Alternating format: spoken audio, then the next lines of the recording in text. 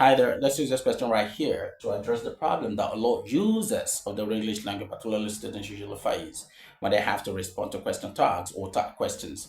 Firstly, remember that tag questions or question tags are questions that are asked to seek confirmation over or about what had been said previously. Now, the question here is Jane isn't attending the wedding, isn't she? Jane isn't attending the wedding, isn't she? And we have now the answer.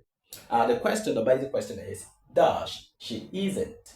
Does she isn't? Is it yes, she isn't? Of course, she isn't. No, she isn't. And then we have two no's actually. C and D, both have no's, right? So, what should be the right answer to fill in this answer or to fill in this the given question? Does isn't it? I understand that a lot of users of the English language are familiar with having to generate tag questions from given statements. What do I mean? Usually in exam situations, what you have is you have this statement given, Jane isn't attending the wedding. Then you have dash. They ask you to provide the tag question. So it will be your responsibility as the user of the English language or as a student to provide this. They give you several options such as is she, isn't she, will she, at she, and then the right answer will be is she. Because the basic rule of having to generate tag questions from statements is that a positive statement will attract or will take a negative tag, and a negative statement will take a positive tag. That, of course, is the basic or are the basic rules guiding, having to extract or generate tag questions from given statement. But that is not the case with having to respond to tag questions. The tag has been given is she. Then it's yours now to respond to that tag. Now, the rule for that is what so many people struggle with, and I'm going to break it down. When you have a positive tag being given to a negative statement, the response to that positive tag will always be a negative response.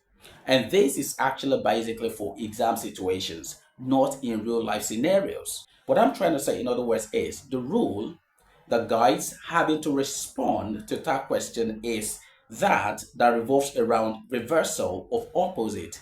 Reversal of opposite. Now, the rule for generating tag question is that a negative statement like this will have a positive tag. Negative statement takes a positive tag. That is the rule for generating question tag. But when you have to respond to question tags, the rule is, the rule takes a reversal of opposite. If the statement is negative and the tag is positive, then your answer here, your response has to be negative. You go back to the statement to have your answer. It's as simple as that. If the statement is positive and the tag is negative, then your response has to be positive. Why? Because the given statement is positive. And I'm saying again that this is basically under examination situation. It doesn't apply in real life scenarios. Because when you talk about real life scenarios, the answer, the response is actually dependent on the real life answer, on the appropriate realistic answer you will have from the older end. I'm going to be explaining this shortly. So let's take this. Jane isn't attending the wedding. Is she? The tag is positive while the statement is negative. And I'm saying that your answer, your response has to be a negative response. Why? The statement is negative. Therefore, your response has to be negative on the exam situation. So, which of these options here is negative? Firstly, this is wrong. Why? Because there's a positive response. Yes. Yes, she isn't. Doesn't make sense.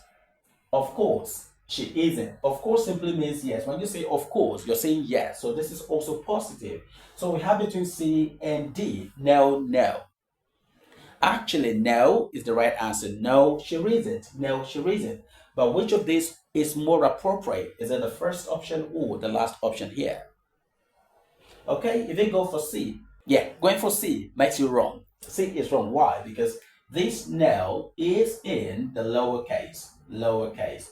Your answer has to be the uppercase no. Why? When you want to begin a sentence, this is a basic rule of grammar, by the way. You want to start a sentence or a statement, you start with a capital letter. So that's why No is the right answer to this question. Jane isn't attending the wedding. Is she?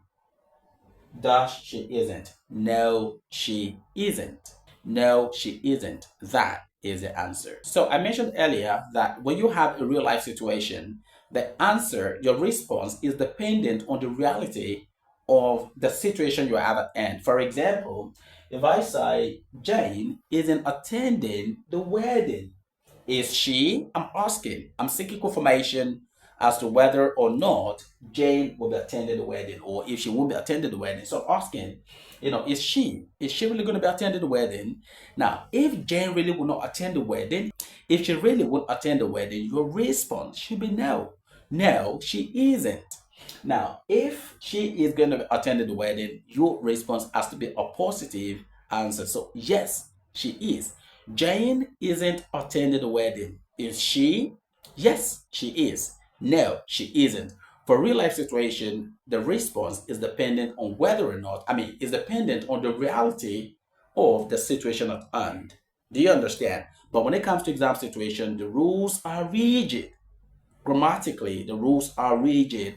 You have a negative statement, you have a positive tag, then your response has to be negative. Now, if the statement is positive and your tag is negative, your response has to be positive. Positive statement, negative tag, positive response. Negative statement, positive tag, then negative response. Do we get it? So it's positive, negative, positive. That's the reversal of opposite that I mentioned earlier. If this is explanatory enough, do let me know in the comment. And if it isn't, do also let me know. I will be more than happy to attend or to take this all over again. Thanks for watching. See you next time. But remember to keep speaking right and keep learning right.